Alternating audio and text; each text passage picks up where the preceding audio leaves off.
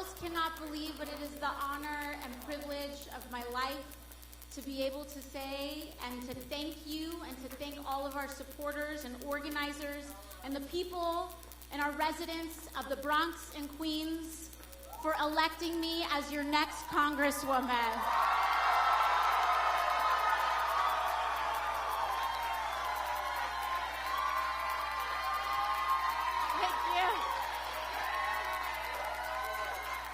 We have made history tonight.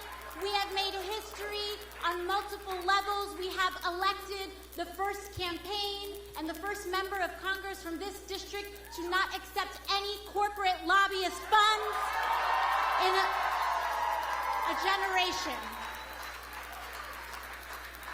In a district that is 70% people of color, half immigrant, and overwhelmingly working class, we have elected the first person of color to ever represent the people of New York's 14th Congressional District.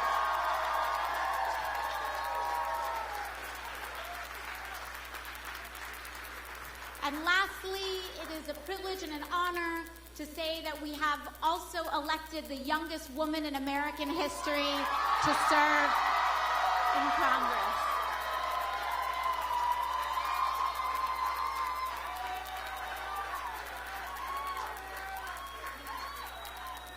This is what is possible when everyday people come together in the collective realization that all our actions, no matter how small or how large, are powerful, worthwhile, and capable of lasting change.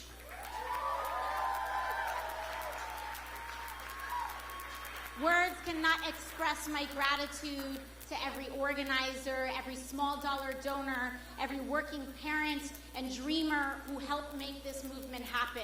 And that's exactly what this is. Not a campaign or an election day, but a movement, a larger movement for social, economic, and racial justice in the United States of America.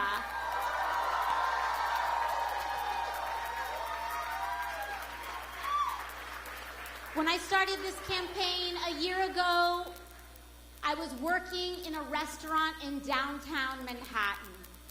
And it wasn't because, and we didn't launch this campaign because I thought I was special or unique or better than anyone else. We launched this campaign because in the absence of anyone giving a clear voice on the moral issues of our time, then it is up to us to voice them.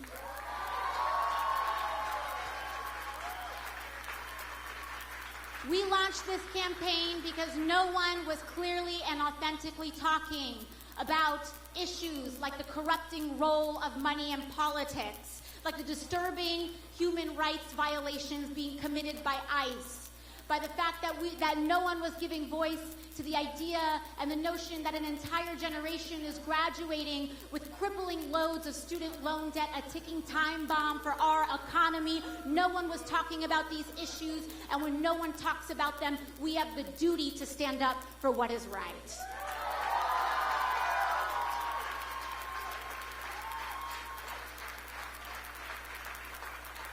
I think about oftentimes that incredible day on June 26th, when despite no attention, despite no media fanfare, despite the fact that no one wanted for us to get the word out on what was going on, we were able to organize everyday people knocking on our neighbor's door, and despite being outspent $4 million, 18 or 13 to 1, despite the fact that we were running against a 10-term incumbent, despite the fact that it was your first time running for office, despite the fact that we didn't have the money, despite the fact that I'm working class, despite all those things, we won.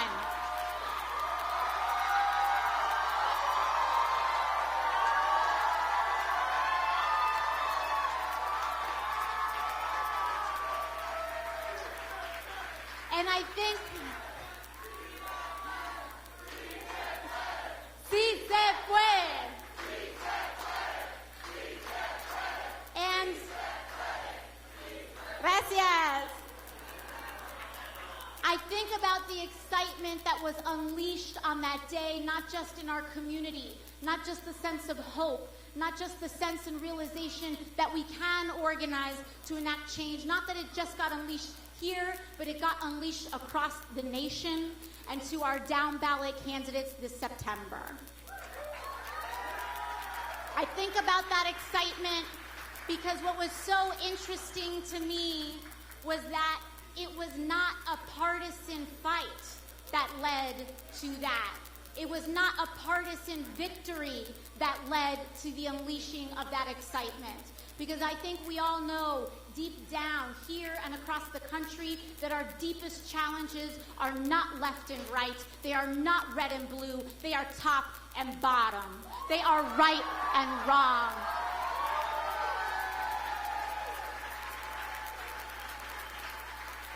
And that if we are going to turn this ship around as a country, it is not good enough to throw a rock at our neighbor's yard. We need to clean up our own house. That's what we got to do.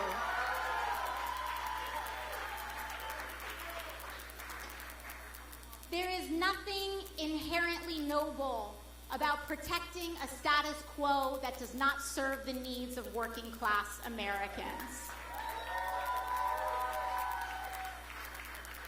And when we talk about the restless pursuit of a more perfect union, that in and of itself is a baked-in commandment to evolve as a nation, to grow better and to be better. And right now, who we are as a nation is that we have a crooked path, and it is time to make that crooked path straight.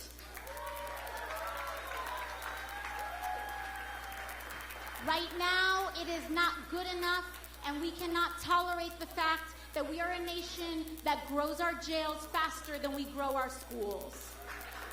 That we are a nation that builds more empty homes than the people it houses. That we are a nation that fears others more than we welcome them. That we destruct more in conflict than we construct in peace. That we neglect more than we heal. We can do better, and we can be better, because a better world is possible.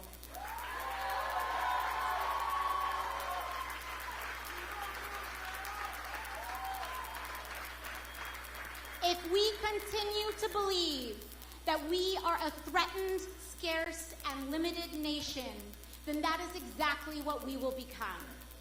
Because right now, in the wealthiest nation in the history of the world, our greatest scarcity is not a lack of resources. Our greatest scarcity is not a lack of resources. Oh, I'm sorry, guys. I was like, whoa.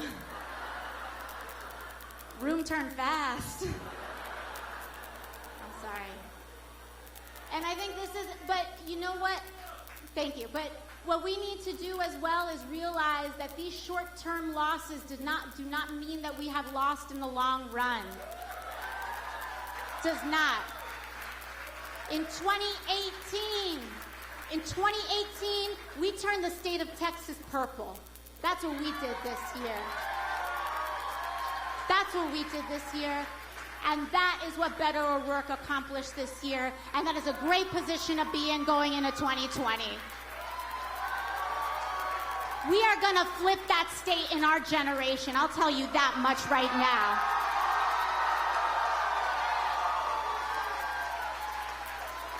We will flip Texas. It is just a matter of time.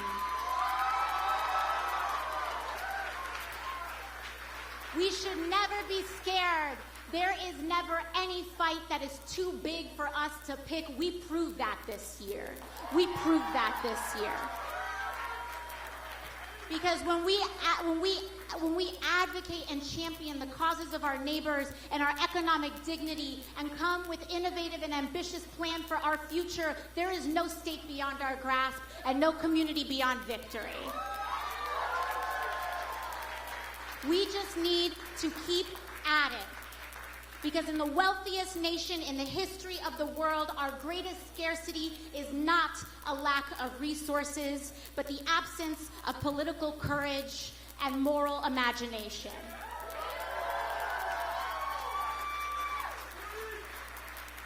It is a hollow goal to to simply be a rich country that seeks to concentrate wealth. We must also be a good nation, too. We must be a good nation that seeks to invest in and expand the potential of all human beings that live in our border. We can be that. We can be that country. And in order for us to do that, what we need to do is it is not enough to reject the notions of this administration. It is not enough to reject that which we disagree with. We must advance our values and create the world that we seek to live in. That is why we say healthcare is a right to all people. That's why we seek and chart our North Star to tuition-free public colleges and universities for all Americans. That is why we say in our lifetime we will dismantle a system of mass incarceration that targets the black and the brown. And that is why we will say unequivocally that an agency that systematically and repeatedly violates human rights cannot be reformed, it must be abolished.